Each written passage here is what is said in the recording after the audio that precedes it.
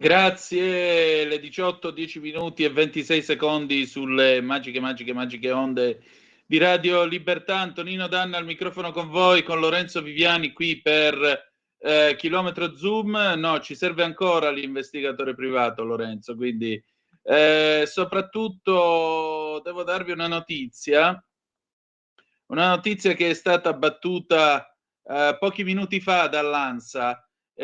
Omicidio in via Tiraboschi nel centro di Bergamo, c'è stato un accoltellamento, lo batte l'ANSA, responsabile della sicurezza di un supermercato accoltellato a morte in pieno centro a Bergamo.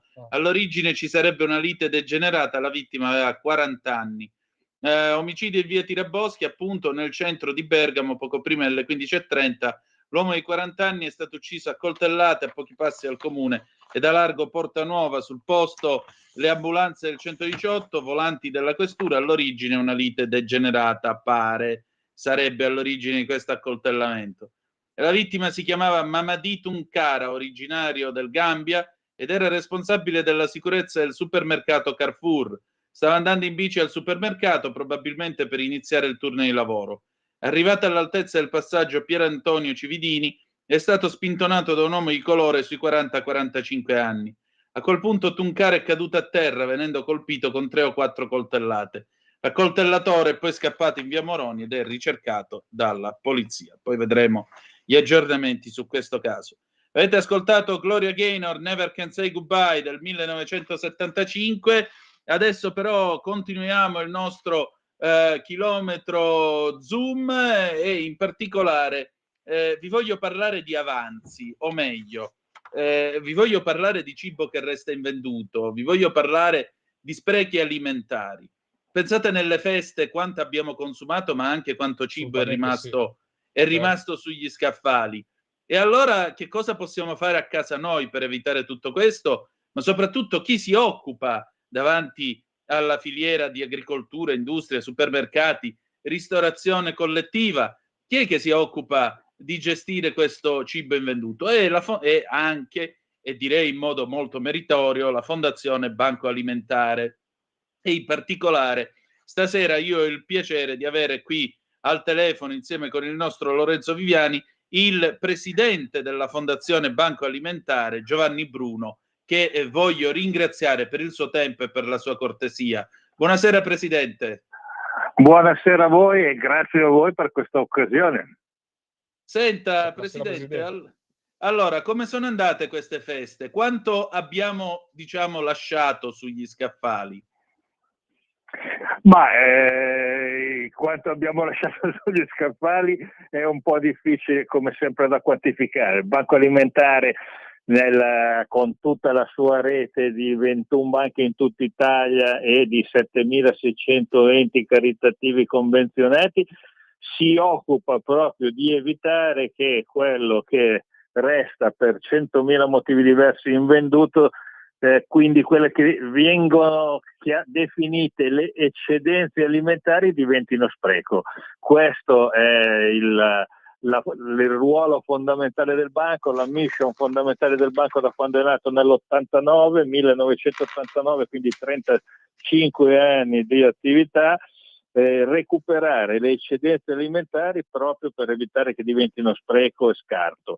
Ovviamente questo non può avvenire nelle famiglie, dove fondamentale resta soltanto il discorso come dire di formazione, di educazione ad un corretto uso e gestione degli alimenti, e in questo il Banco Alimentare è soprattutto coinvolto con i giovani nelle scuole, perché è lì che si comincia a sperimentare, ad acquisire un certo tipo di coscienza e di responsabilità. Lorenzo. Presidente, sì, no, infatti, intanto complimenti naturalmente per il vostro continuo lavoro, ma ecco, ha dei buoni consigli da dare ai nostri ascoltatori, sia nel capire come gestire meglio gli sprechi, diciamo, quotidiani che può fare una famiglia, ma soprattutto come può contribuire, anche cercandovi, non so, adesso mi viene in mente le vostre le vostre giornate di fronte ai supermercati, ma come possono contribuire nella vostra, diciamo, quotidiana aiuto che date a tante famiglie indigenti italiane? Sì, distinguiamo due fronti. Il fronte appunto dell'aiuto, del sostegno, della condivisione di quello che si ha, che è un momento particolarmente evidenziato e sottolineato durante la giornata nazionale della colletta alimentare, che è a metà novembre, ormai da 28 anni, c'è appena stata e ha visto una grande mobilitazione sia di volontari sia di donatori. Gli italiani restano un popolo pieno di attenzione e di solidarietà, se sollecitato nei modi giusti e adeguati e con ragioni adeguate. Dall'altra ci sono i comportamenti personali per evitare che appunto quelle che sono le eccedenze casalinghe diventino spreco. E la prima attenzione nel momento in cui si fa la spesa, nel evitare eccessi di acquisti come se non ci fosse un domani. Ormai i negozi sono sempre aperti, quindi se c'è bisogno di qualcosa si può sempre tornare in negozio a comprare.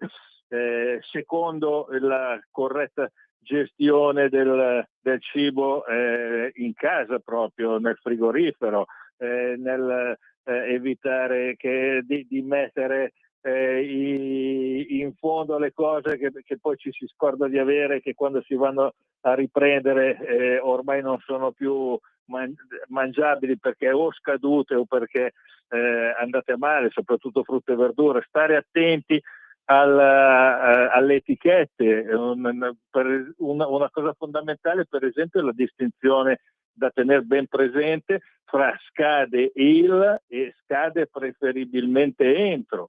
Lo scade il vuol dire che può essere pericoloso e dannoso per la salute, preferibilmente entro vuole semplicemente dire che può perdere alcune caratteristiche. Io faccio sempre l'esempio, anche il pepe ha una scadenza, ma al massimo sa un po' meno di pepe, non è che fa male, e quindi l'attenzione, queste piccole attenzioni sono piccole attenzioni che rappresentano un grande contributo, perché il mettere insieme tante piccole attenzioni è quello che fa raggiungere i grandi obiettivi.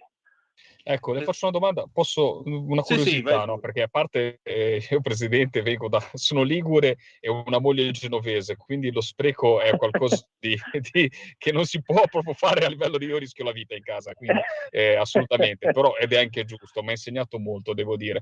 Però detto questo, invece a livello di supermercati, è una domanda che faccio da consumatore, non conosco com'è la trafila, però si vedono attualmente in questi ipermercati, questi banchi del fresco con dei frigoriferi giganteschi, viene sempre in mente al consumatore dire: ma tutta questa roba verrà venduta, non verrà venduta? Com'è la percezione da persone che si interfacciano con i supermercati e riescono magari anche a lavorare e hanno una sorta di rapporto? Cioè, c'è così tanto, diciamo, cioè, si potrebbe fare anche meglio a livello di distribuzione, di catene di distribuzione, di grande distribuzione? Ma sicuramente certe, come dire, attenzioni e anche una crescita di capacità di previsione, eccetera, negli anni c'è stata. Tant'è vero che in certe realtà che il banco alimentare, da cui recuperava il banco alimentare, per esempio la ristorazione organizzata, le mense, eccetera, grandi quantitativi, si sono ridotti questi quantitativi, recuperiamo meno perché la gestione è migliorata. L'altro aspetto appunto è che comunque, siccome una certa quantità di eccedenze alimentari sono fisiologiche, perché nessuno vuole avere lo scaffale vuoto e non cogliere tutte le opportunità di vendita che possono esserci, l'attività del banco alimentare è esattamente questa. Noi abbiamo accordi sia con le industrie sia con le catene della grande distribuzione, dove o direttamente noi come banco alimentare o molte delle 7.600 enti caritativi convenzionati con il banco vanno direttamente, questo anche per ottimizzare i tempi e i costi di trasporto, quindi è inutile che il banco vada a ritirare da un supermercato per poi consegnare una struttura caritativa che magari è 1 chilometro da questo supermercato, ci va direttamente l'ente caritativo, però su mandato del Banco Alimentare la responsabilità è sempre nostra, e perché occorrono tutta una serie di anche competenze e attenzioni, perché stiamo parlando di cibo, non di viti o bulloni, e quindi le implicazioni per la salute sono importanti rispetto alla catena del freddo, eccetera, eccetera. Per cui la responsabilità ultima resta sempre nostra. Questa è un'attività che facciamo attraverso un programma ormai ventennale, nato nel 2003, che si chiama City Cibo, che è il recupero del fresco dalla grande distribuzione, dai punti vendita della grande distribuzione, o del cucinato dalla ristorazione organizzata, mense, eccetera. Presidente, senta, ma sa, quando si cresceva, quando si era ragazzini a tavola negli anni 80-90, c'era sempre quel momento in cui si diceva: ah, ma prima non c'era lo spreco che c'è adesso, si mangiavano le cose. In effetti la cucina italiana conosce anche dei piatti di recupero, uno su tutti è la trippa, che praticamente viene fatta con il quinto quarto. Ecco, ma rispetto ai rutilanti anni 80 in cui voi avete cominciato la vostra meritoria opera di lotta agli sprechi, gli italiani sono diventati più spreconi o hanno imparato a capire che il mangiare è una cosa seria e non si scherza? Ma sicuramente sì, è cresciuta una sensibilità, come dire, un parlare di questa cosa che ha fatto crescere un certo tipo di sensibilità, però contemporaneamente io non so se siano diventati più o meno spreconi, però resta una dose di spreco sicuramente familiare delle persone, anche perché, come diceva giustamente adesso, è venuta contemporaneamente meno anche il tempo, una capacità, si sono perse competenze, si è persa memoria, eccetera, di modalità di utilizzo di cibi che restano. Anche in questo Banco Alimentare ha messo a punto con esperienze, progetti anche in scuole,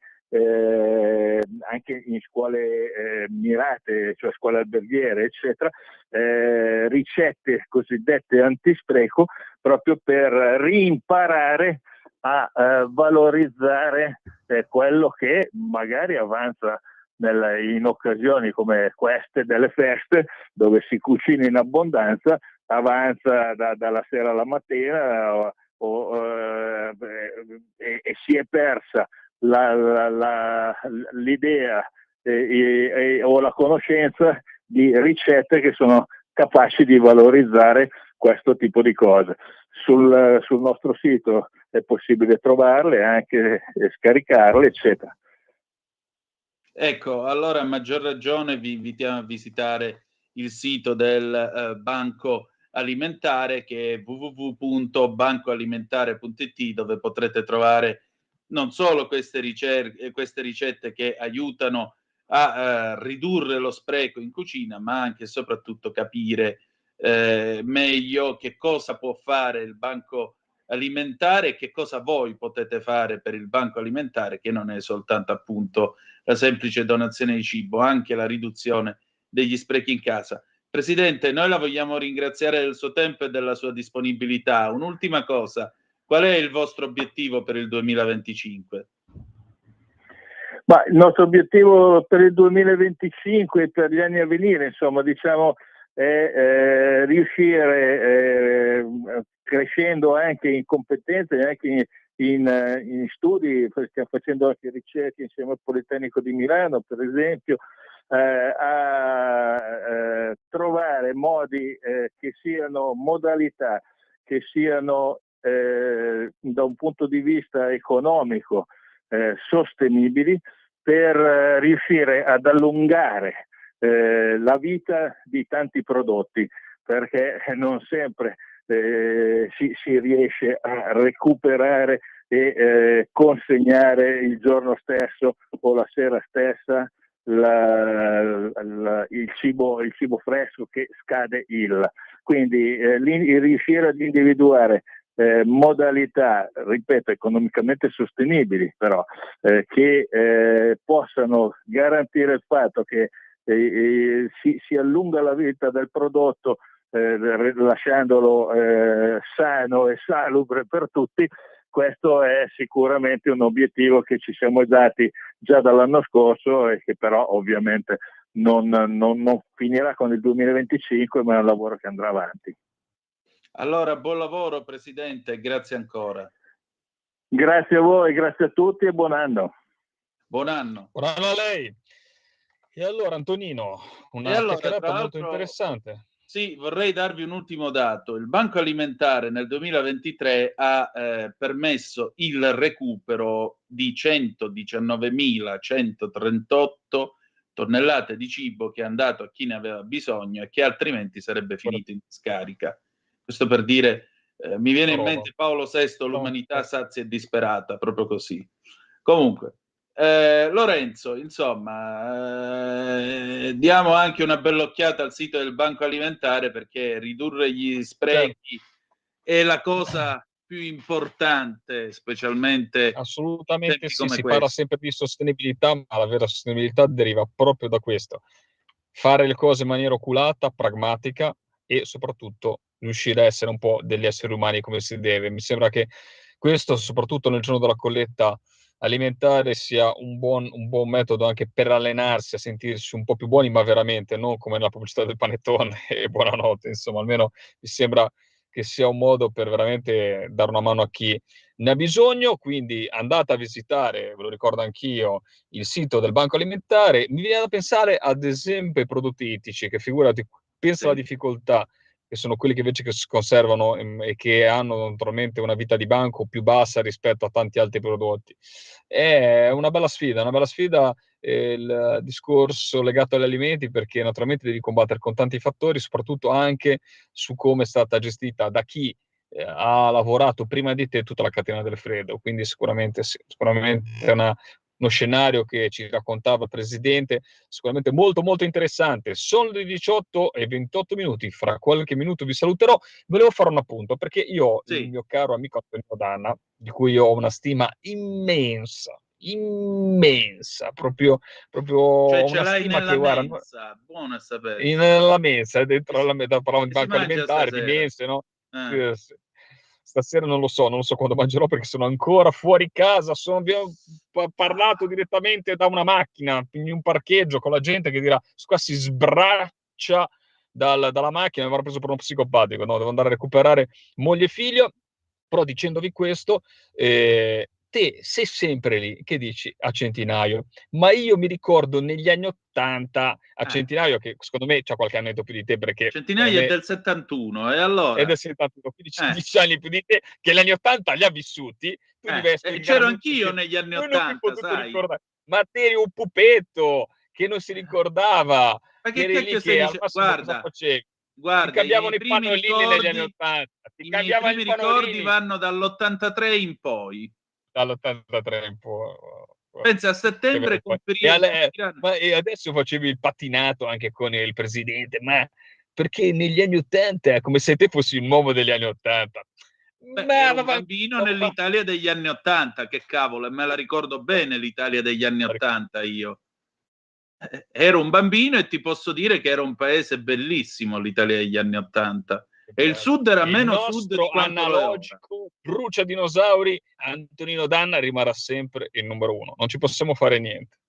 Grazie, siamo commossi. Analogico brucia dinosauri, ti piace? Sì, straordinario, lo trovo splendido, guarda, veramente, lo trovo splendido da parte tua.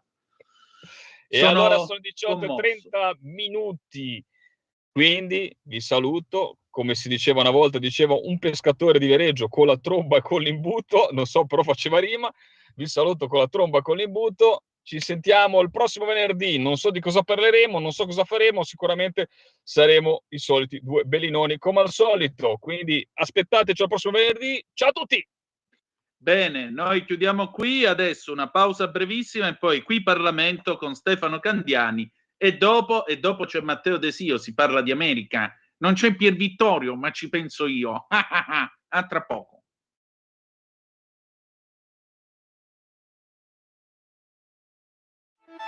Stai ascoltando Radio Libertà, la tua voce libera, senza filtri né censure, la tua radio.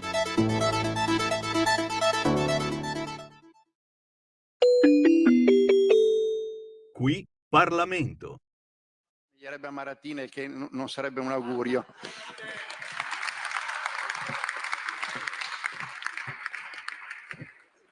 Grazie. Presidente, vede, prima qui in Transatlantico un giornalista mi chiedeva che opinione ha sull'intervento fatto dal Presidente Meloni e ho risposto in maniera molto sintetica, l'ho apprezzato perché è un intervento molto pragmatico che tiene conto di una situazione che non si può negare, anzi mi stupisce molto sempre ascoltare qualche telegiornale italiano nel quale c'è una narrazione quasi del tutto va bene che è surreale quanto una giornata nevosa al mese di agosto. È ovvio che in questo momento in Europa le cose non vanno bene, perché non è la questione solo della Commissione europea che si è creata dopo molti mesi di stallo, ma è anche la questione di paesi come la Francia, che sono instabili quanto a governo, la Germania che è in crisi e dovranno andare alle elezioni, la Spagna che è in crisi. Ecco, questo ovviamente ci porta a descrivere uno scenario probabilmente di impasse nei prossimi mesi o temo anche nei prossimi anni per quanto riguarda l'Unione Europea. In questo scenario, indubbiamente, lei, Presidente Meloni, presiede un governo e ha una maggioranza stabile come nessun altro paese in Europa oggi. Questo è un punto di partenza importante in termini proprio di squisita osservazione politica, ma è anche una responsabilità molto forte, perché chiaramente c'è un'opportunità di leadership che il nostro paese ha e probabilmente in passato così non ha mai avuto. È evidente poi che bisogna confrontare il tutto anche con quanto sta per accadere oltreoceano. Nei prossimi mesi si insedierà il nuovo governo americano, ci sarà una nuova presidenza Trump, cambieranno anche le visioni rispetto allo status quo a livello mondiale. Ci auguriamo che questo possa produrre una giusta chiusura del conflitto tra la Russia e l'Ucraina. Ci auguriamo che questo possa preludere a una stabilizzazione nello scacchiere medio orientale. Ci auguriamo che questo possa corrispondere anche a raccordo tra l'Europa e gli Stati Uniti con l'Italia a condurre partite politiche che altrimenti, se gestite in maniera ideologica dalla Commissione europea, come stiamo vedendo anche in queste ore per quanto riguarda il Mercosur, rischiano di mettere l'Unione Europea e l'Italia in gravi difficoltà quanto a rischio di subire sanzioni economiche e contraccolpi. Quindi l'apprezzamento che ho dato prima al giornalista riguardo al suo intervento mutuava appunto da queste considerazioni, pragmatismo e consapevolezza sia del ruolo che deve giocare l'Italia, sia di quelle che sono le difficoltà che dobbiamo affrontare a livello europeo. Un livello europeo che non può essere in continuità rispetto ad ubriacature ideologiche come quelle che hanno caratterizzato la visione della transizione green, che stanno dando, cosa che noi avevamo denunciato anzitempo e abbondantemente in anticipo, danni enormi alla nostra economia e a quella degli altri paesi europei. Perché stiamo parlando di scelte come quelle sull'automotive, stiamo parlando di scelte come quelle legate all'efficientamento energetico svincolate dalla realtà, che non solo non possono essere sostenute economicamente dal nostro e dai nostri paesi, ma addirittura hanno creato un indebito vantaggio a un gigante economico come la Cina, che oggi paghiamo carne salata. Quindi troppa retorica europeista e troppa euroesaltazione autoreferenziale non va bene. Va bene invece il pragmatismo che abbiamo letto nelle sue parole. Presidente, c'è una necessità ovviamente, che è quella anche di essere molto concreti quando si parla del tema disinformazione. attenzione, perché noi siamo portatori di valori positivi. Io non vorrei che, mutuando ovviamente da quanto è accaduto in alcuni paesi dell'est europeo, oggi si possa instaurare, chiamiamola così, una dittatura del controllo, una censura preventiva sull'opinione, sul diritto di parola, sulle libertà, a partire da quelle fondamentali che è quella di espressione del pensiero. Attenzione. Qui Parlamento. A voi la linea. Grazie Lorenz, a proposito, buon lavoro anche a te, ben trovato stasera. E signore e signori, eccolo qui, non c'è Pier Vittorio Scimia, lo troverete domani, ma nel caso possiamo essere grandissimo anche tu, Matteo Desio. C'è con noi Matteo Desio, l'uomo che ce la ridà lui l'America. Ciao Matteo, ben trovato. Grazie. Buonasera a tutte e a tutti. Le 18:36 minuti e 21 secondi sulle magiche onde di Radio Libertà. E naturalmente noi ora parliamo di alcune cose. Parliamo dell'America che verrà, perché oggi è il 3 gennaio, mancano 17 giorni all'insediamento di Donald Trump e chi si aspettava una transizione senza sussulti, da un punto di vista politico, diciamo che più o meno le cose stanno andando come devono andare. Il problema è per quanto riguarda lo stato dello Stato, cioè lo Stato dell'Unione, mi verrebbe da dire, visto e considerato che abbiamo avuto questi due attentati a Capodanno che non lasciano presagire nulla di buono. Il primo, un ex militare che ha deciso di andare con il pick-up preso a noleggio addosso alla folla a New Orleans, è sceso per strada, ha sparato fino a che non è stato abbattuto. E poi un altro militare che con il Cybertruck della Tesla, questo grosso SUV prodotto dalla Tesla, è andato a farsi esplodere. Non si capisce se si sia fatto esplodere, se si sia trattato di un attentato, se si sia trattato di un problema dell'automobile, questo ancora non si sa, davanti a un hotel di proprietà di Trump, del redivivo presidente americano. Allora la domanda che ti pongo, caro Matteo, è: ma che cacchio sta succedendo? Allora, tra l'altro, sembra proprio che l'ultimo attentatore che tu hai descritto, sembra sia proprio un patriota. Il padre l'ho descritto come un amante proprio, anche sostenitore politico di Donald Trump e politicamente conservatore, ma il problema sorge perché è un ex, anche lui militare, che sembra che si sia sparato nel momento dell'esplosione e che sia tornato dal fronte del Medio Oriente, come tra l'altro quello che l'attentatore, tra l'altro che si è gettato sulla folla a New Orleans.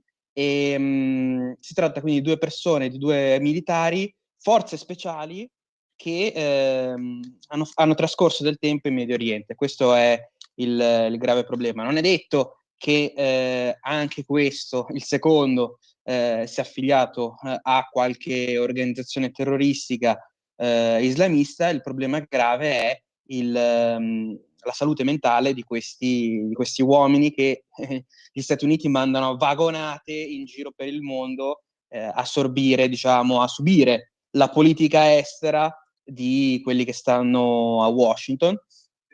Ed è un problema molto molto grave perché lui aveva capito di aver subito qualche disordine, no? Depressione post-traumatica dettata dallo stress per i suoi tour militari. Esatto.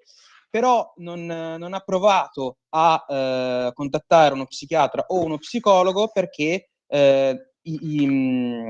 le persone che sono all'interno arruolate alle forze speciali non possono in nessun modo essere contaminate da questa grave onta di partecipare a colloqui psichiatrici. Ho capito, però il punto è che poi la sconta la collettività. Esatto. Perché in un caso forse uno che non ci stava più con la testa e magari ha pensato di farsi saltare in aria, ribadisco, non c'è ancora niente di certo in questo caso. Nell'altro caso C'è uno che invece si è radicalizzato ed è andato a fare danni a New Orleans, ammazzando dei ragazzi di appena 20 anni che volevano semplicemente fare una vita serena, né più né meno. Esatto, esatto. Tra l'altro, parliamo di una città che doveva ospitare i due più importanti eventi sportivi per gli americani, ovvero i playoff per i college di football, che negli Stati Uniti sono assolutamente molto seguiti, come se le università italiane partecipassero a un torneo di calcio, e gli statunitensi ci tengono molto. Ci sono stadi per il football americano di 110.000 persone, quindi avrebbero riempito la città, e si parla di una città che aveva ricevuto, diciamo, dei report negli anni passati, perché vi era il rischio di possibili problemi terroristici o attentati nel caso la gente avesse frequentato proprio quella via. La città stava sistemando e stava ristrutturando tutte le barriere difensive proprio per evitare un fattaccio del genere, però non è servita come difesa. E tra l'altro, appunto, vi è la paura per sia lo Sugar Bowl, che è quello è il college, per il college, è la finale, diciamo, del torneo del football del college, sia per il Super Bowl, che invece è quello per i grandi, tra virgolette, per gli adulti, che è ancora più seguito e che rischia di avere una partecipazione enorme di persone, ovviamente, proprio all'interno della città.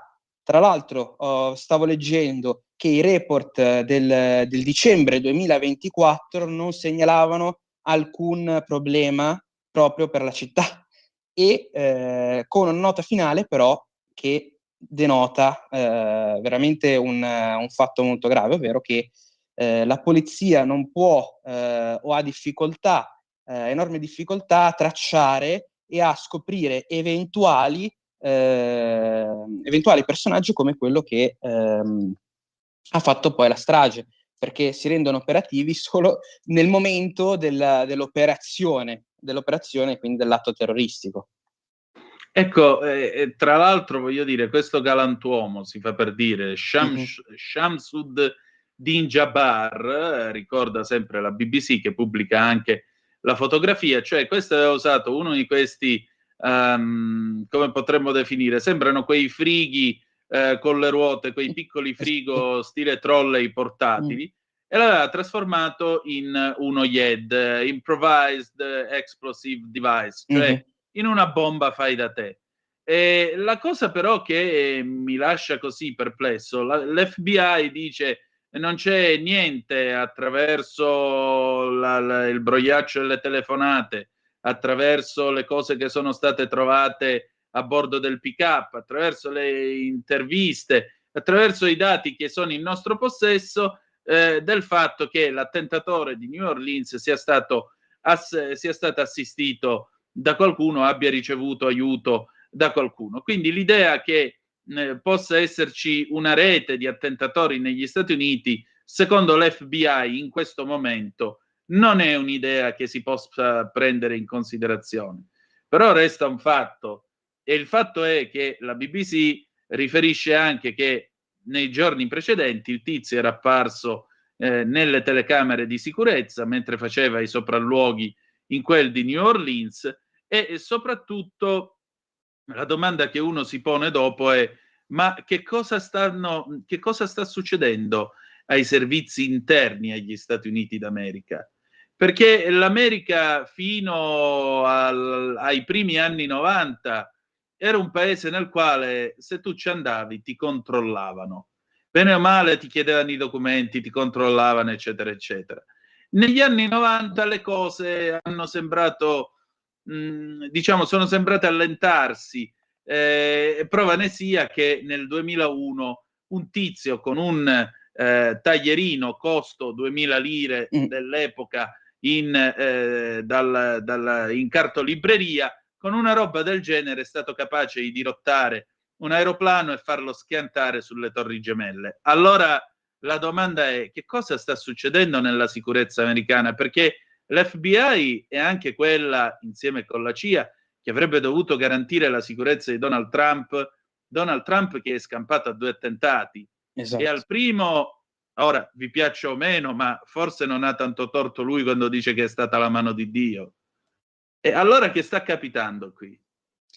Tra l'altro, subito dopo gli attentati terroristici alle Torri Gemelle, gli Stati Uniti hanno incrementato in teoria la sicurezza con pure il Patriot Act, quindi con delle leggi che autoritarie, perché permettevano alla polizia, all'FBI, ai servizi segreti di poter più facilmente sorpassare, tra virgolette, i vari giudici per i vari mandati d'arresto, ed era più facile anche detenere questi personaggi. Il problema, tra l'altro, non è solo se vi è una rete criminale all'interno dello Stato americano, ma quello che potrebbe succedere all'estero, quello che potrebbe succedere una volta che i soldati fanno parte di queste operazioni in Medio Oriente, perché probabilmente l'attentatore di New Orleans ha ottenuto contatti mentre stava in Medio Oriente, possiamo presumere, essendo uno anche tra l'altro specializzato proprio nei computer. Quindi parliamo di una persona che si è fatta semplicemente, tra virgolette, fare lavaggio del cervello in maniera telematica, oppure ha ottenuto contatti durante la permanenza in Medio Oriente in uno Stato islamico che probabilmente stava già cominciando a formare verso il 2009 e il 2010. Vi erano già comunque delle avvisaglie, probabilmente noi non ne sapevamo ancora nulla, ovviamente, ma è difficile solo pensare al fatto che vi debba essere, come in tempi passati, un'organizzazione solo all'interno dello Stato americano. L'organizzazione può essere benissimo telematica, può essere benissimo in tanti altri modi. Questo fa paura, e anche per questo è passato per tanto tempo il tema dell'immigrazione, perché, come diceva Trump e come dicevano anche altri personaggi legati al Partito Repubblicano, se entra chiunque, c'è la possibilità che qualcuno di questi sia effettivamente, come sta accadendo, o facente parte di gang violente, purtroppo, del Sud America, o rischia che magari abbia fatto un lavaggio del cervello a questi uomini che ritornano dai conflitti, ritornano dai teatri di conflitto rotti, tra virgolette. Sì, appunto, e nessuno si prende carico di loro, si fa carico di loro. E non c'è nemmeno magari un programma interno alle forze armate che si occupi di seguire questo genere di veterani, perché appunto il disturbo da stress post-traumatico, lo diciamo per i nostri ascoltatori, erano i famosi scemi di guerra, come venivano chiamati volgarmente in questo paese quando ancora non c'erano i termini presi dall'inglese. Era tutta gente, questa cosa è venuta fuori nella Grande Guerra, esatto, perché c'erano delle persone, dei soldati che venivano portati dal fronte direttamente negli ospedali psichiatrici, e anche se lontani dal fronte, all'improvviso si buttavano a terra, si terrorizzavano se sentivano una campanella, eccetera, eccetera, proprio perché avevano sofferto il disturbo da stress post-traumatico, essendo stati al fronte. Dal tempo in cui li chiamavano scemi di guerra e li lasciavano al loro destino, a oggi la psicologia e la psichiatria soprattutto hanno fatto dei passi da gigante, diciamo. Esatto, hanno fatto dei passi da gigante, quindi a maggior ragione la prima cosa da fare è sistemare questo. La seconda è evidentemente rivedere le autorità federali, tant'è vero che Trump aveva detto chiaramente che lui avrebbe cancellato l'FBI, o mi sbaglio? Esatto, comunque intanto aveva piazzato la sua nomina, che sta cercando anche di spingere, nel senso di farlo eleggere il prima possibile e di farlo prendere il possesso dell'organizzazione federale più importante, comunque nella sicurezza, perché riguarda tutti, non è solo per il presidente o come la CIA, che invece in teoria dovrebbe badare all'estero, quindi alle minacce esterne. Parliamo di un FBI che si sta trovando di fronte a una situazione probabilmente difficile di per sé per qualunque organizzazione federale, perché vi è questa ondata di persone che non sono controllate dalla polizia di confine, che quindi da un'altra organizzazione federale, e si trovano impreparati anche di fronte a queste nuove, probabilmente, che noi ancora non conosciamo, che non sono ancora studiate nella maniera corretta per prevenirle, nuovi metodi di reclutamento che possono addirittura colpire persone che fanno parte delle forze armate, quindi in teoria patriottiche. Infatti. O comunque che di solito ci sono anche immigrati, possiamo chiamarli così, regolari all'interno delle forze armate proprio per ottenere la green card, quindi bisogna controllare pure quelli purtroppo, perché sono immigrati regolari, hanno le carte in regola, certamente, tutto bene, però non sono cittadini americani doc, e quindi magari c'è il rischio che siano anche loro magari infiltrati. Bisogna veramente quindi valutare ogni opzione, e sembra che sembra veramente una situazione molto molto grigia. C'è una telefonata, la prendiamo. Pronto, chi è là? Chi vuoi che sia qua? Ciao Chi ti Antonello.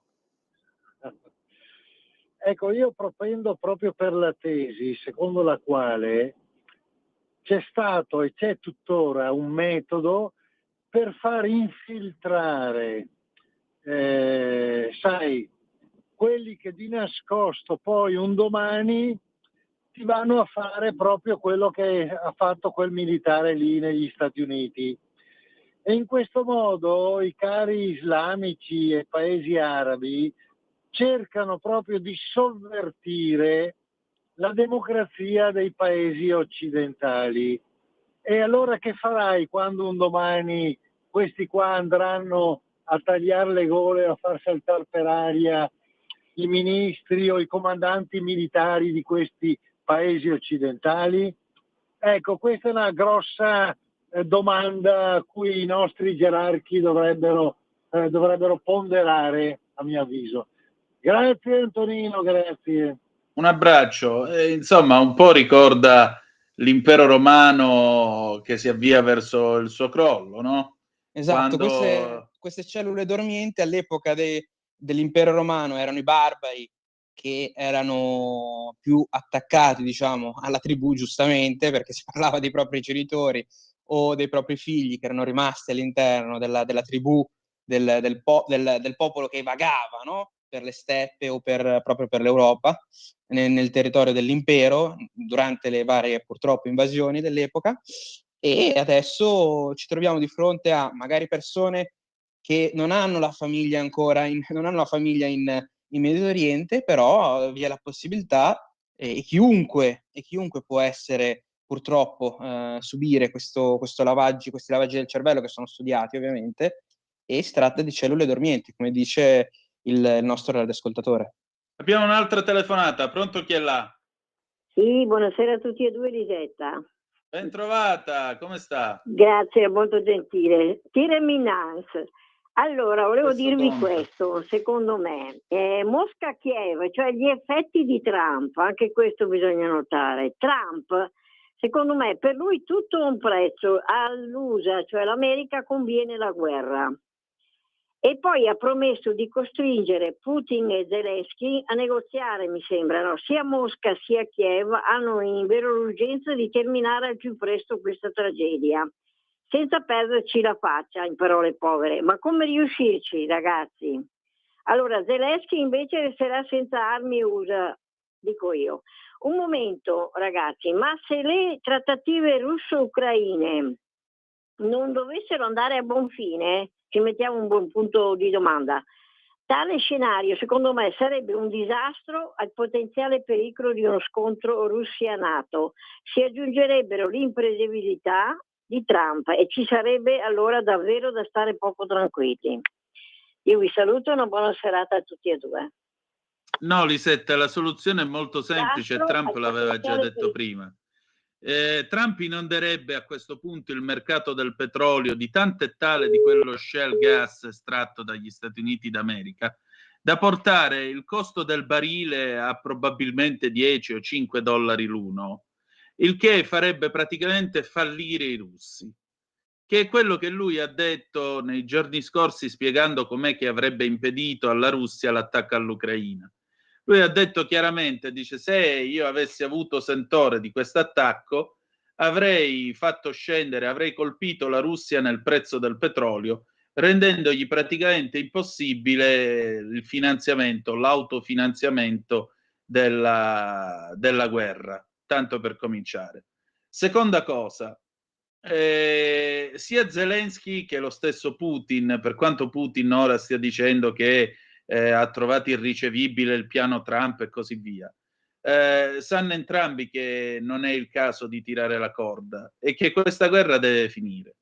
La guerra finirà, non ci sono santi, anche perché, torno a ripetere, Trump non ha detto che toglierà le armi agli ucraini, attenzione, Trump ha detto che è pronto anche lui nel caso a sostenere militarmente l'Ucraina.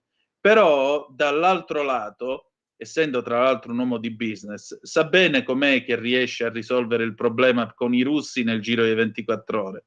Inonda il mercato del petrolio di barili americani e con uno shock del genere loro non incassano più un centesimo bucato e dopo guerra non ne fanno più a nessuno.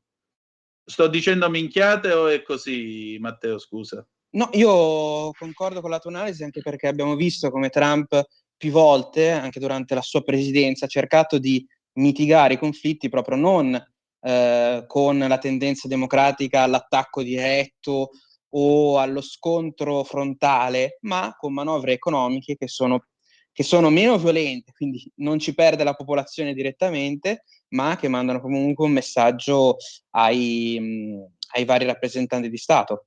Tra l'altro, rimanendo sempre sul conflitto, è un Trump che, a differenza di Joe Biden, sta cercando il dialogo con il presidente Putin, a differenza di Joe Biden che invece ha sempre cercato di mandare direttamente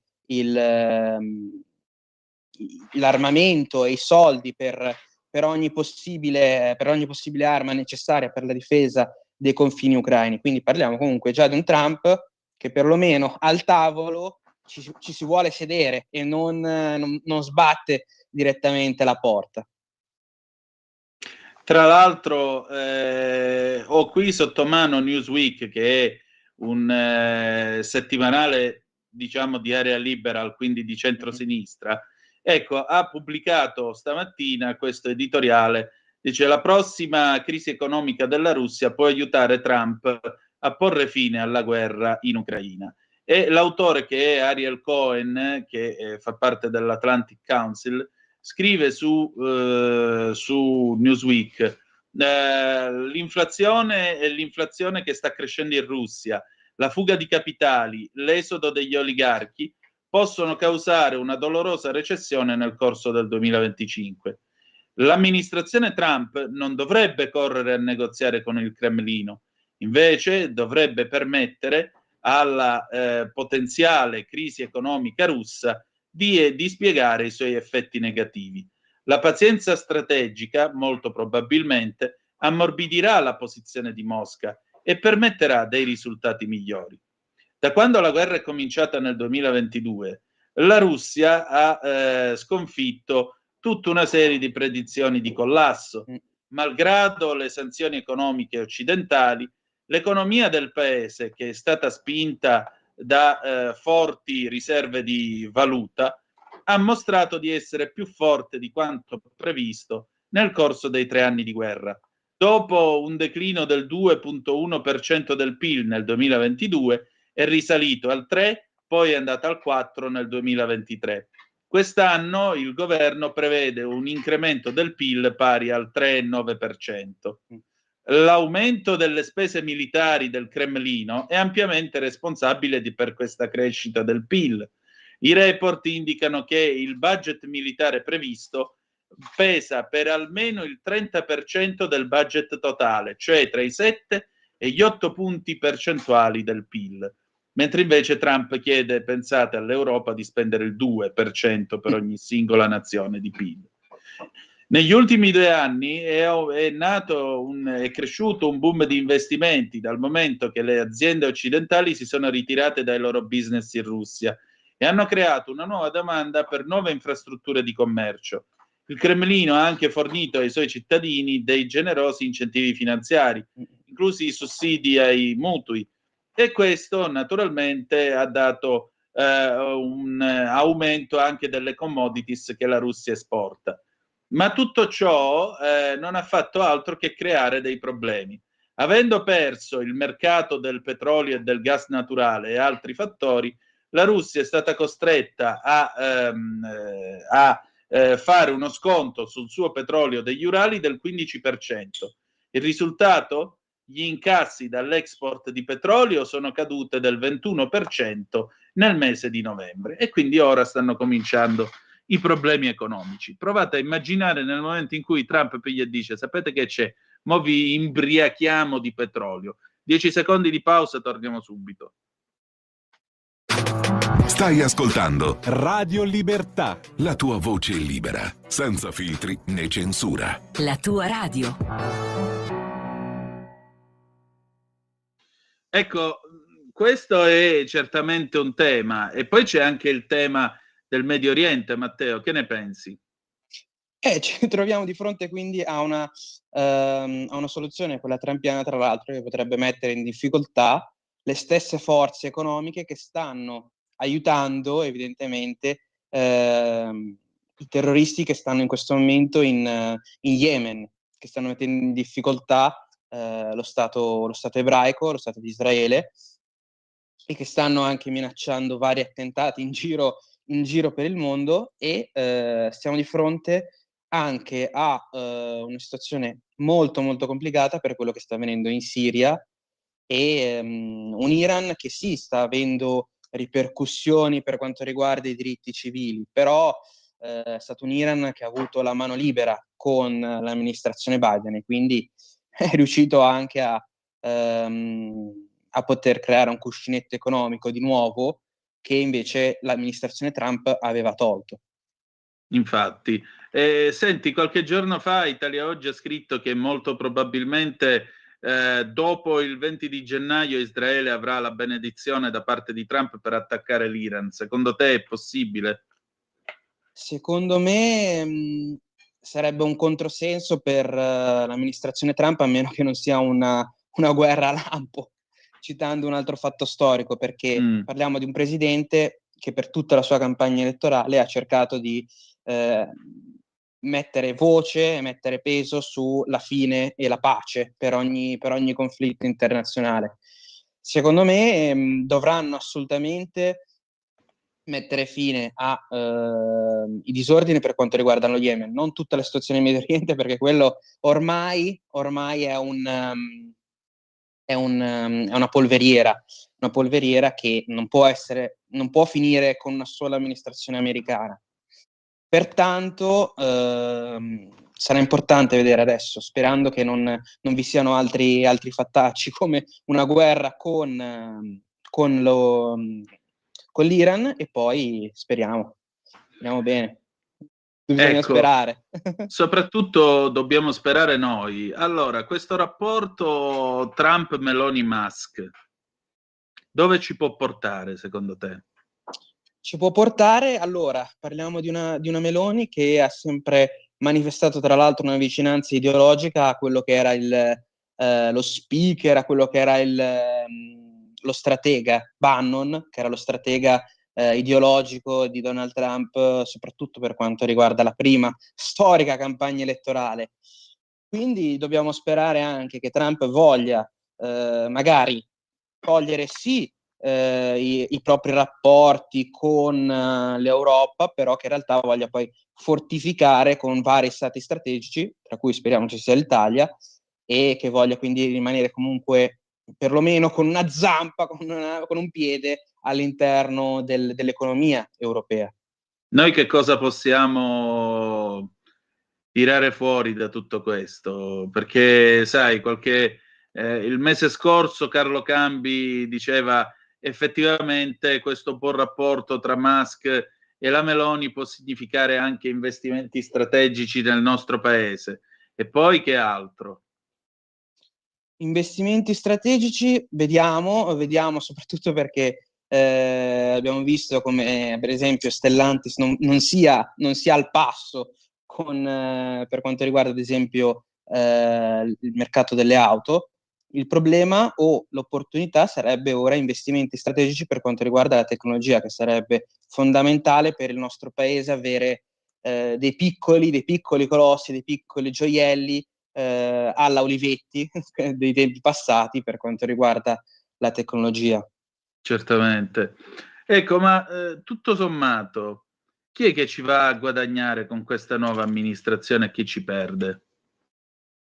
Dici dei paesi, io penso che ci perderà una Francia, una Germania se continuano ad avere queste presidenze e queste politiche di una sinistra troppo vicina, diciamo, al tema dell'immigrazione e agli altri temi sociali, più che ai temi, tra l'altro, che fa quasi ridere questo, più che ai temi pratici, tra virgolette, legati al mondo del lavoro.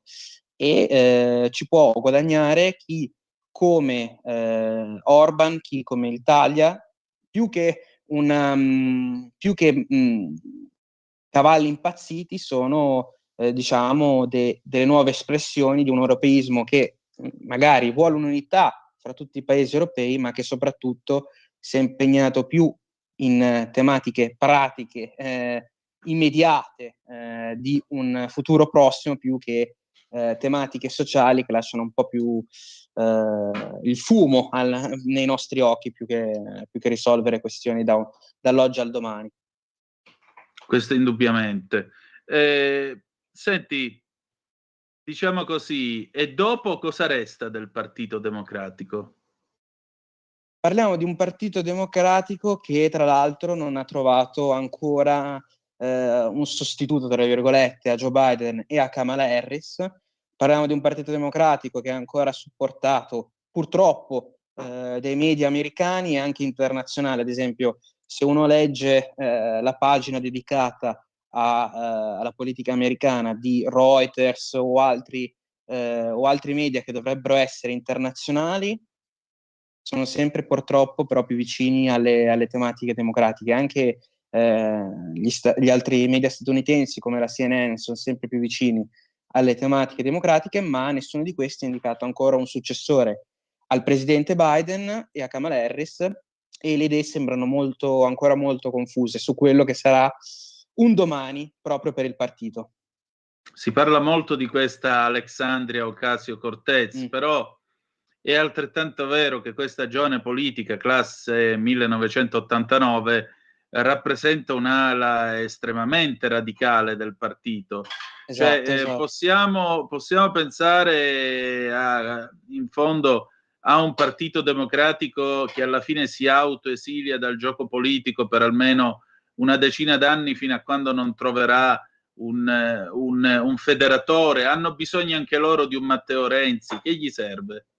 Ocasio-Cortez, tra l'altro, sarebbe l'erede spirituale di Bernie Sanders, quindi un politico che partecipa, diciamo, alla vita del Partito Democratico, ma che poi alla fine si è dichiarato indipendente. Quella è l'area politica, e per gli Stati Uniti e per gli americani qualunque politica dedicata al mondo del lavoro sarà sempre vista come con lo spauracchio dell'Unione Sovietica, anche se si stanno muovendo i giovani e non, anche le generazioni un po' più ancora più esperte, più veterane, per quanto riguarda il mondo del lavoro, perché stanno scoprendo il grande diritto allo sciopero e le manifestazioni, diciamo, proprio per avere una maggiore forza per quanto riguarda sia il proprio posto di lavoro, sia perché è facile negli Stati Uniti perdere purtroppo il lavoro in tante zone, in tanti stati, sia per quanto riguarda anche gli stipendi, perché anche loro hanno sofferto purtroppo l'inflazione.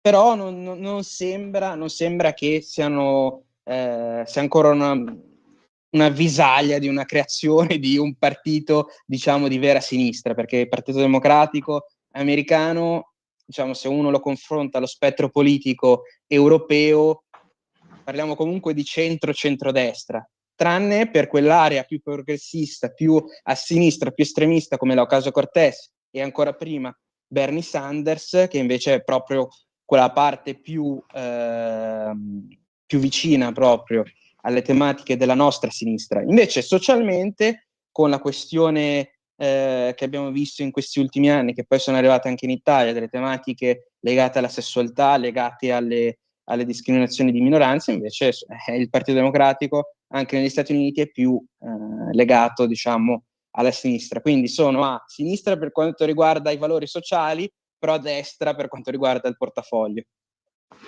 Ecco, diciamo così, in una situazione del genere, appunto, mi domando quanto tempo potranno resistere in queste condizioni. Ma più che altro, secondo te, com'è cambiata la società americana? È cambiata che, secondo Cioè, me... è finito il wok, è finito questo mondo in cui distruggevano i monumenti a Cristoforo Colombo. Finisce tutto questo o dovremo continuare ad assistere ancora a queste cose per un po'? Sembra che ci sia stata una, diciamo, una controreazione, una controrivoluzione culturale, nel senso che si è parlato tanto di queste tematiche senza, tra l'altro, portare soluzioni, ma solo cercando di mettere quasi più rabbia, no? Più violenza per quanto riguarda lo scontro verbale. E quindi le persone, giustamente, dopo 10 anni di un nulla di fatto o di pochissime vittorie, è ritornata a guardare al portafogli, è ritornata a guardare al non supportare magari quelle aziende che magari nel settore dell'intrattenimento erano più vicini a certe tematiche, perché semplicemente non vogliono più vedere magari storie legate solo a quelle tematiche, ma anche legate, diciamo, all'uomo comune. E per quanto riguarda la politica, parliamo comunque di persone che appunto hanno, secondo me, stanno subendo un po' quello che è avvenuto in Europa, un po' di sfiducia per quanto riguarda tutto il panorama politico, purtroppo, perché questo invece è un fatto, diciamo, grave, perché vuol dire che la rappresentanza politica non sta facendo il massimo. E parliamo di persone che negli Stati Uniti stanno avendo anche, loro hanno una concezione politica molto più confusionaria, secondo me, detto proprio in maniera magari ignorante, magari però secondo me hanno sempre avuto una concezione più ignorante, meno legata. Quando una persona descrive socialismo, comunismo negli Stati Uniti, è sempre più legato quasi sempre ai valori sociali, più che alle tematiche, diciamo, legate al mondo del lavoro, economiche. Quindi parliamo secondo me, sembra, da quello che si legge sul web, anche da quando ho vissuto lì, sembrano che stiano cercando di avere più coscienza politica, però sono ancora in fase embrionale. Certo, allora avremo modo di vedere tutto questo. Senti, è morto Jimmy Carter il 29 di dicembre. Cosa resta di lui nella politica americana? Cosa resta di lui nel Partito Democratico? Ma resta il fatto che il Partito Democratico si è dimostrato da Jimmy Carter in poi fallimentare per quanto riguarda la politica estera, che è molto importante per gli Stati Uniti. C'è stata veramente come diceva anche il nostro amico e collega Pier Vittorio, una beatificazione nei suoi confronti. Anche lo stesso Trump ha parlato di lui in maniera molto positiva, secondo me in maniera molto, molto esagerata, perché ha vinto sì il premio Nobel per la pace, per quello che ha cercato di fare sia durante la sua presidenza, sia dopo la sua presidenza, no? Per quanto riguarda i suoi gesti umanitari, per quanto riguarda la beneficenza, però si può semplicemente ridurre il tutto a una semplice frase, ovvero: se avesse fatto un buon lavoro da presidente non ci sarebbe stato bisogno dei suoi atti di beneficenza e umanità, diciamo, umanitari. Sì, infatti, anche perché, torno a ripetere, quando è venuto il momento, diciamo così, di mostrare i muscoli con l'Unione Sovietica, non mi pare che questo sia accaduto. E aggiungerei anche un'altra cosa: quando è venuto il momento di mostrare i muscoli con l'Iran, neanche questo è accaduto, perché l'idea di fondo fu: vabbè, facciamo andare al potere Khomeini, perché se va al potere Khomeini ci liberiamo di un autocrate come lo Shah, e poi però, Esatto, abbiamo visto che è venuto che cosa tra hanno l'altro, fatto. Tra l'altro, Jimmy Carter è anche lo stesso che ha fatto gli accordi con la Cina e quindi ha messo in difficoltà gli altri due alleati importanti per gli Stati Uniti per quanto riguarda la zona del Pacifico, ovvero sia il Giappone sia il Taiwan. Taiwan che appunto per colpa, tra virgolette, di Jimmy Carter ha fatto dei passi indietro in quel momento verso la propria totale indipendenza politica. Esatto, per cui non mi sembra molto, diciamo così, qualcosa di cui vantarsi. Ad ogni buon conto, questa è la realtà politica che ci lascia il vecchio Carter, e naturalmente nel lasciarci questa realtà politica sarà interessante capire se ci sarà qualcosa da prendere ancora della sua eredità oppure no. A me pare che più che altro si sia corsi a fare diciamo l'esaltazione dell'eredità di Jimmy Carter, perché sostanzialmente non avevano nient'altro da esaltare e volevano trasformarlo in una sorta di maestro Ti interrompo solo per dirti che per tutta la campagna elettorale di Kamala Harris hanno utilizzato un Jimmy Carter in carrozzina, già evidentemente in stato morente, portandolo in ogni rally elettorale, in ogni comizio elettorale possibile, con le foto in cui appariva veramente in stato decadente, possiamo dire così, cercando di essere molto, molto, molto morbidi. Però è stato veramente un presidente che è stato elogiato proprio durante quest'ultima campagna elettorale da tutti i media vicino al Partito Democratico, dipingendolo appunto come personaggio umanitario, come statista quasi nelle varie analisi dei vari comizi elettorali di Kamala Harris al momento della propria candidatura come candidato del Partito Democratico. Quindi si è cercato di, secondo me, elogiare Jimmy Carter per far di luce riflessa brillare poi i rappresentanti moderni del Partito Democratico, quando in realtà è proprio una delle personalità da cui bisogna distanziarsi, come secondo me anche gli Obama. Secondo me sono personaggi negativi da cui il Partito Democratico dovrebbe distanziarsi, personaggi che Jimmy Carter ha dimostrato in politica estera di essere totalmente incapace, ha messo in difficoltà gli Stati Uniti. La stessa cosa Obama con l'Afghanistan, che ha messo gli Stati Uniti ancora più indebitati, ancora più in difficoltà, abbiamo visto con purtroppo gli uomini che tornano dal fronte, che le guerre che fanno gli americani comunque servono per la politica estera dello Stato a stelle e strisce, ma che poi forniscono delle problematiche intellettive a tutti i partecipanti. E parliamo anche di un Obama e Hillary Clinton, se poi sarebbe stata eletta, che avevano messo in difficoltà sempre di più i rapporti con la Russia, ma senza danneggiare la Russia economicamente, solo con attacchi, diciamo, tra virgolette, politici. Sì, infatti, questo lascia molto da pensare, direi anche. Allora, io ti voglio ringraziare di cuore, caro Matteo, è stato come sempre un intervento molto interessante e molto gradito. Che dire di più? Domani quindi sei con Pier Vittorio e noi ci si ritrova al più presto, va bene? È un piacere per me. Una buona serata a tutti, buone feste ancora a tutti i radioascoltatori. Grazie per avermi ospitato. Grazie a te ancora e un abbraccio di nuovo. Va bene, allora abbiamo ascoltato il nostro Matteo Desio e adesso apriamo i telefoni allo 0292947222 se avete voglia di dire la vostra, se avete voglia di intervenire. Noi siamo qua e vi ascoltiamo. C'è una telefonata forse? Pronto? Chi è là? Eccomi, Michele Caruso. Ciao Michele, come va? Bonsoir a tout le monde, un saluto noblesse oblige da parte mia, madame, monsieur, comment ça va bien? Bien, monsieur, bien. Caro Antonino, Zoom, il drive time in mezzo ai fatti su Radio Libertà, la Talk Radio. Intanto auguri per un felice anno nuovo, buon 2025, ormai il 2024 ce lo siamo lasciati alle spalle. Sì. Che dire, ho trascorso un bel veglione, al cenone, sono stato alla Santa Messa di Capodanno, così come al Santo Natale ho declamato il salmo responsoriale, il pranzo, vabbè, adesso ci aspetta l'Epifania che tutte le feste si porterà via, come si suol dire, così recita l'adagio. Ecco, ed è giusto così.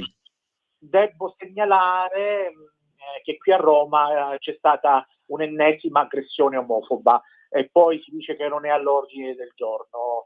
Schernimento, insulti, offese, aggressione to cura, calci e pugni, una coppia gay rea soltanto di tenersi mano nella mano al Pigneto, qui una zona nota della capitale.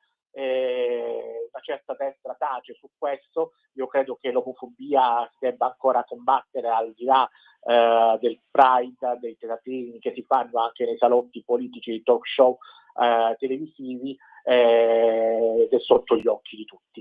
Ma comunque, se mi consenti, andrei con il mio editoriale. Prego, dimmi tutto. Il punto di Michele Caruso su Radio Libertà. È il caso Cecilia Sala che tiene banco. I genitori di costei, reclusa in Iran, dove lei lamenta di stare a terra dove dorme al freddo, a cui le sono stati tolti gli occhiali, addirittura non le è stato fatto recapitare il pacco contenente beni di prima necessità. Chiedono il silenzio stampa ai suoi genitori, sì, che tutto taccia per evitare di complicare l'evoluzione della vicenda in essere. La fase a cui siamo arrivati, si legge nel messaggio, è molto delicata e la sensazione è che il grande dibattito mediatico su ciò che si può o si dovrebbe fare rischi di allungare i tempi e di rendere più complicata e lontana una soluzione. Per questo abbiamo deciso di astenerci da commenti e dichiarazioni e ci appelliamo agli organi di informazione chiedendo il silenzio stampa. Saremo grati per il senso di responsabilità che ognuno vorrà mostrare nell'evitare di divulgare notizie sensibili e delicate. L'Iran da parte sua ha protestato Tokur per l'arresto di Mohammed Abedini Naya Fabbadi, definendolo in primis, lontano da ogni ubris da parte loro, illegale in linea con gli obiettivi politici ostili del 6. Si aspetta che Roma rigetti la politica sugli ostaggi degli Stati Uniti e crei le condizioni tali per il rilascio del cittadino iraniano.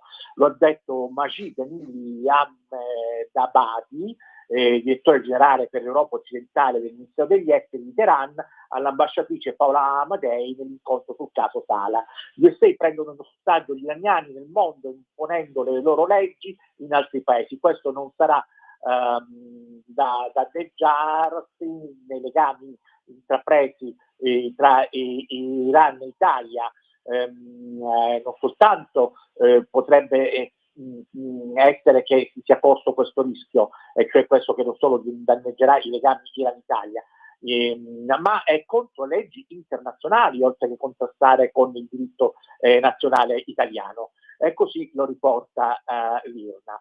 È in corso di interlocuzione tra il governo italiano e le autorità statunitensi sulla vicenda, si apprende da fonti informate, confronti e scambi di informazioni a più livelli sono avvenuti anche nella giornata di ieri, quando a Palazzo Chigi, sotto il controllo dell'Alta Farnesina, il Ministero degli Esteri italiani, si è riunito un vertice di governo sul caso della reporter italiana.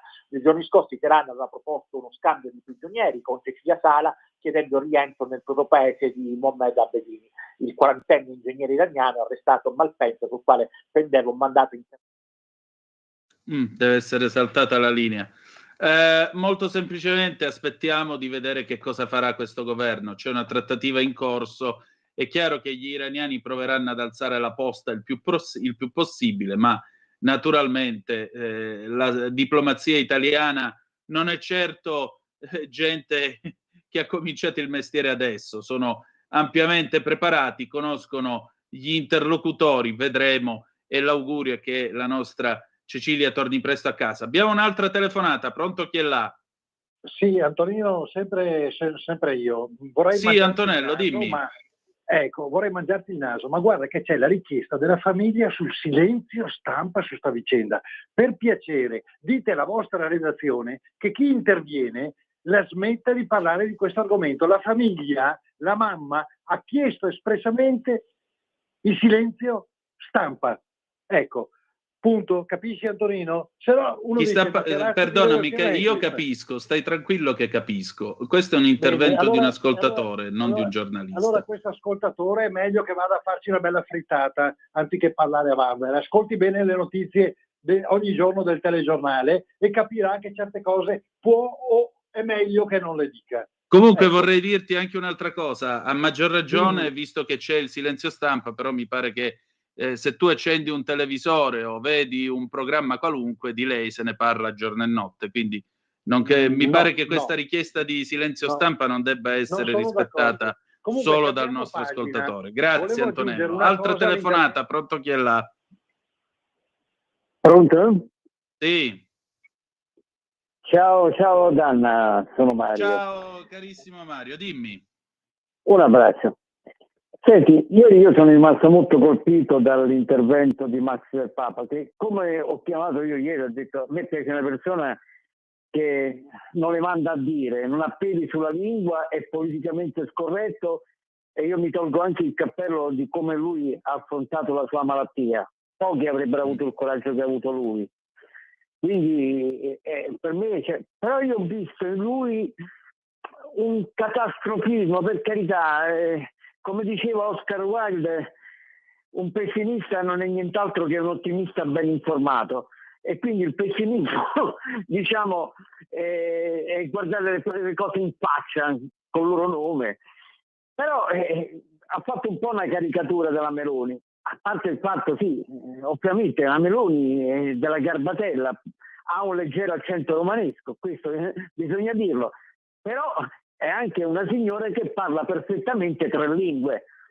Ora lui può fare anche la caricatura, non so, di un Di Maio, di un Toninelli, gente ignorante che non c'ha neanche la 4ª elementare, la 5ª elementare, ma fare la caricatura in così feroce della Meloni, che bene o male va in un contesto internazionale e parla direttamente senza interprete di mezzo. E cosa dovrebbe fare questo governo? Scusami Danna, noi nelle condizioni date, noi abbiamo 2 guerre alle porte d'Europa, una nel cuore dell'Europa a 2 ore di volo da Milano e un'altra a 2 ore e mezza di volo da Roma in Medio Oriente. Con tutto sta catastrofe che c'è, la Germania in ginocchio, la Francia in ginocchio, ma se ci fosse stato, io so che tu adesso avrai un brivido nella schiena che praticamente ti prenderà un mezzo infarto. Pensa se oggi c'era al governo, non so, Bonelli, Fratoianni, Furfaro, no, adesso sì, magari ci sarà qualche ministro che non è all'altezza, ma poi al di là di qualche gaffa di qualcuno, Lollobrigida non è che si sta dimostrando un ministro dell'agricoltura così disastroso, ha fatto qualche gaffa, va bene, aveva preso pure un treno, però l'idea che l'alternativa sarebbe stata, non so, Peppiniello Conte, Schlein, e mi ritrovo Furfaro, Bonelli, Fratoianni al governo, peppa per peppa, come dicono a Roma, me tengo peppa mia. Cioè, ecco, lui deve anche considerare questo, Max del Papa, la situazione catastrofica e 2 guerre alle porte. Che cosa doveva fare la Meloni nelle condizioni date, con un continente in ginocchio? Dimmi tu. Ciao. Ma io non credo che si manchi alla Meloni di rispetto facendo una limitazione. Allora Paola Minaccioni, che su Radio 2 la imita peraltro alla perfezione da anni, la bravissima Paola Minaccioni, che dobbiamo fare? Diciamo pure a lei di non fare l'imitazione, se no le manchiamo di rispetto. Quando la Meloni stessa le ha detto io ti ascolto quando vado dalla parrucchiera, continua a fare la mia imitazione, per cui non credo che sia quello il punto dirimente del rispetto mancante o acclarato nei confronti della Meloni. Detto ciò, Max del Papa molto semplicemente ha espresso la sua posizione. La sua è una posizione, lasciamo stare i discorsi personali che non c'entrano niente. La sua è una posizione politica di sfiducia nei confronti della classe politica tutta intera. Punto. Lui ieri questo ha espresso. E dici tu, ma se c'erano gli altri non ci sono, quindi noi non possiamo sapere che cosa avrebbero fatto. Certo, se ci penso, come puoi immaginare, i brividi mi vengono e come. Resta il fatto che c'è questa classe dirigente e una classe dirigente che come tale deve porsi davanti a una serie di sfide. Max è convinto che molto probabilmente la Meloni non tirerà fuori grossi ragni dal buco, specie nell'attuale congiuntura internazionale. Io penso invece che lei abbia la possibilità di giocarsi alcune carte per permettere a questo paese di rialzare la testa, specialmente nel momento in cui Francia e Germania in Europa non sanno nemmeno se sono vive e che ora è in questo momento. Per cui, a maggior ragione, lui esprime una posizione di sfiducia e credo che abbia ampiamente il diritto di esprimere la propria sfiducia, molto semplicemente. È il gioco democratico ed è giusto che sia anche così. Poi, voglio dire, restano i nostri eroi e i nostri beniamini anche quando non giocano come noi vorremmo giocassero, spero.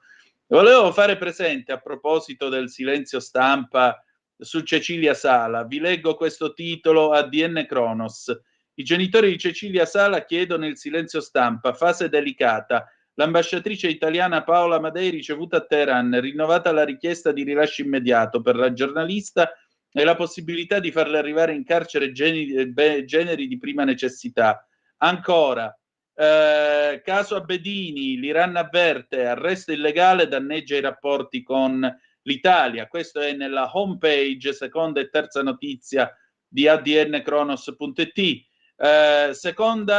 Terza notizia di ANSA.it. Teheran, Roma rilascia Bedini, i genitori di Cecilia Sala chiedono il silenzio stampa. Il 15 gennaio udienza sui domiciliari per Abedini, il legale di Abedini, c'è anche il video, commosso da Cecilia Sala, pregherà per lei. Quindi, come vedete, evitiamo di fare richiami quando non è necessario farli e di mangiare nasi al prossimo. Detto ciò, sono le 19:32, pausa, ci sentiamo in Mattia Bazzar stasera che sera e torniamo subito.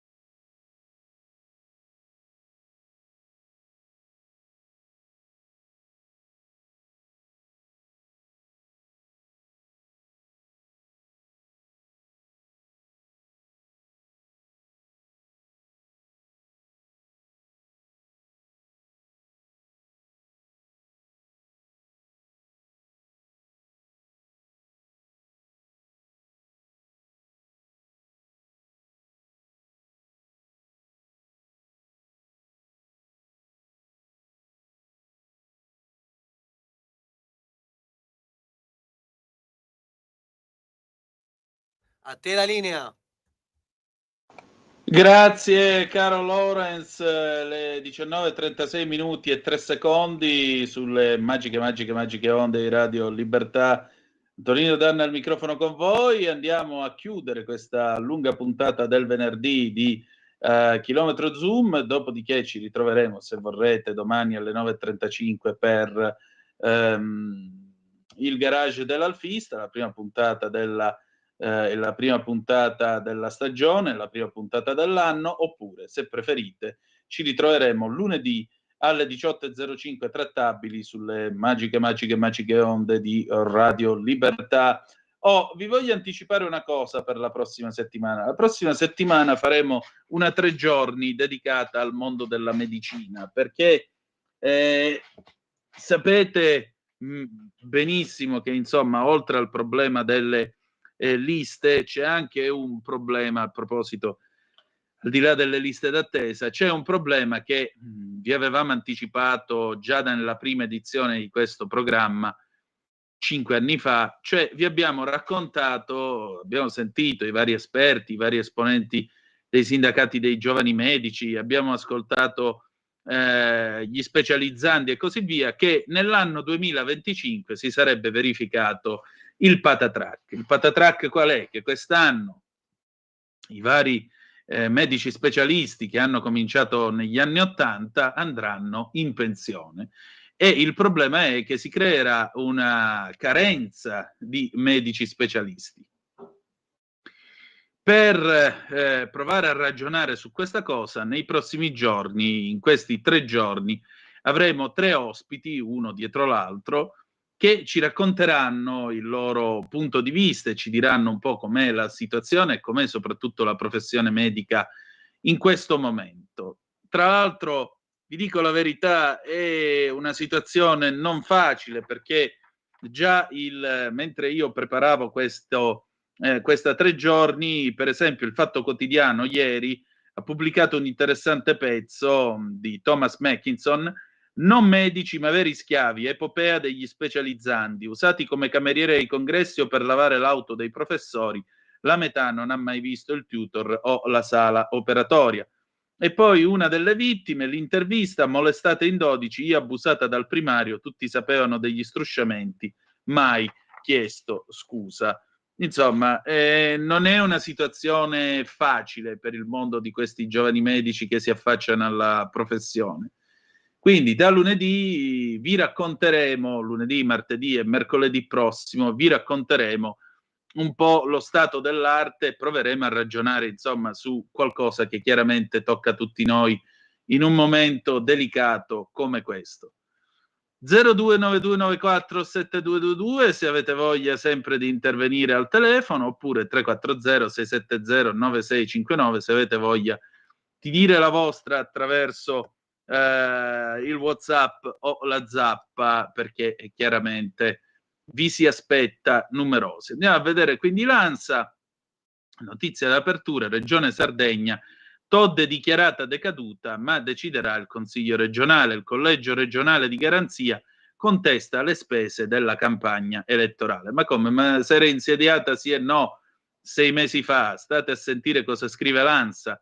Terremoto alla Regione Sardegna. Il Collegio regionale di garanzia elettorale ha fatto una dichiarazione di decadenza da consigliere regionale per Alessandra Todde, che così perderebbe anche la carica di presidente della regione. L'anticipa l'Unione Sarda Online. Sarebbero state rilevate delle inadempienze sulle spese tenute durante la campagna elettorale dell'anno scorso, che hanno portato all'emissione di un'ordinanza ingiunzione indirizzata al Consiglio regionale, che ora deve stabilire una data per la decisione sulla decadenza. L'atto è impugnabile presso il Tribunale ordinario. La notifica della Corte d'Appello è un atto amministrativo che impugnerò nelle sedi opportune. Ho piena fiducia nella magistratura e, non essendo un provvedimento definitivo, continuerò serenamente a fare il mio lavoro nell'interesse del popolo sardo. Così la Presidente della Regione Sardegna, Alessandra Todde, commenta a caldo la decisione del Collegio regionale di garanzia elettorale, che quest'oggi appunto ha emesso una dichiarazione di decadenza da consigliere regionale e di conseguenza anche da Presidente della Giunta regionale per inadempienze sulle spese tenute durante la campagna elettorale. Vedremo che cosa succederà. Vedremo che cosa succederà. Altra notizia, questa è delle 17:34. Matteo Salvini: sono favorevole a riaprire le case chiuse, nulla di strano regolamentare il mestiere della prostituzione. Sono personalmente a favore della regolamentazione del mestiere della prostituta o del prostituto scelto come lavoro per toglierli dalla strada, lo ha detto il vice premier e leader della Lega Matteo Salvini, rispondendo a chi gli chiedeva cosa pensasse della riapertura delle case chiuse durante una diretta sui suoi canali social. Sono a favore di una regolamentazione con queste persone controllate, pagando le tasse e non mezzi nudi in mezzo a una strada, ha affermato il ministro dei trasporti. Non vedrei nulla di strano nel regolamentare e tutelare anche questo tipo di lavoro. Abbiamo una telefonata, pronto, chi è là? Buonasera dottor Antonino, sono Angelo da Monza. Il dottore è all'ospedale, dimmi tutto Angelo. Ho sentito che ci saranno la 3 giorni sulla sanità. Sì signore. Questi 3 giorni.